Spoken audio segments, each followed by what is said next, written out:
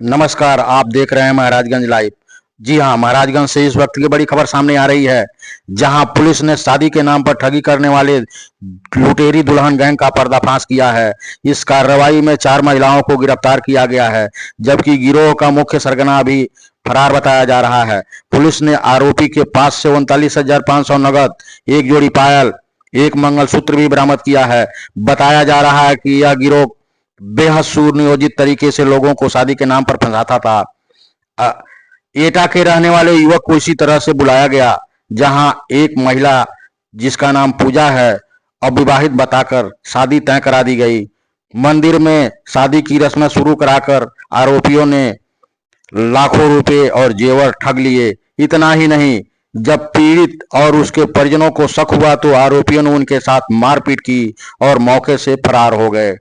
इस दौरान मुख्य आरोपी जितेंद्र महिला को लेकर भाग निकला, जबकि बाकी महिलाएं भी धमकी देते हुए फरार हो गईं। मामले की जानकारी मिलते ही सिंदुरिया पुलिस हरकत में आई और त्वरित कार्रवाई करते हुए 4 महिलाओं को गिरफ्तार कर लिया। पूछताछ में खुलासा हुआ कि ये सभी आपस में रिश्तेदार हैं और लंबे समय से इस तरह के ठगी कार्य में को अंजाम दे रही हैं। पुलिस फरार आरोपी की तलाश में जुट गई है और पूरे मामले पर आगे की कार्रवाई जारी है। फिलहाल इस मामले में पुलिस अधीक्षक महाराजगंज की बाइट है, सुनिए क्या कह रहे हैं। धन्यवाद। जा रहे हैं और क्या सफलता पुलिस के हाथ लगी उसे? आज स्थानीय पुलिस द्वारा एक सराहनीय कार्य हुआ, जिसमें एक लुटेरी दुल्हन गैंग का पर्दाफाश हुआ है। इस गैंग में 4 महिलाएं शामिल थी, उन चारों की गिरफ्तारी सुनिश्चित की गई। इस गैंग में जो मेन मास्टरमाइंड है, उस महिला का नाम लालती है। उसके ऊपर पूर्व के भी 3 मुकदमे मिले हैं। इसके अलावा 3 अन्य महिलाओं की भी गिरफ्तारी सुनिश्चित की गई।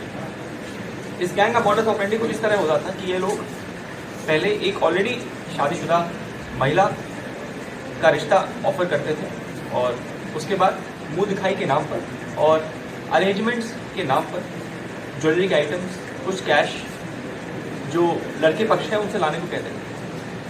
जब लड़का पक्ष आता था और लड़की से मुलाकात करता था तो उनका एक अन्य रिश्तेदार वहाँ मौके पे आता था। ये लालती जो मेन मास्टरमाइंड है, ये खुद आती थी और उसके बाद अलग अलग तरीके के झांसे के साथ डरा धमका के ये बता के कि किसी और से भी संबंध और इस तरह की अलग अलग कहानियाँ बनाकर यह ज्वेलरी के आइटम्स, कैश की ठगी कर लेते और सामाजिक अपयश के नाम की वजह से कई बार लोग इसमें कंप्लेंट देने नहीं आते। इस पर्टिकुलर केस में जब इस पूरे फ्रॉड का जब ये पूरा फ्रॉड विक्टिम के साथ हुआ तो उसने तुरंत ही पुलिस को सूचना दी और पुलिस ने मुकदमा लेकर तत्काल गिरफ्तारी सुनिश्चित की।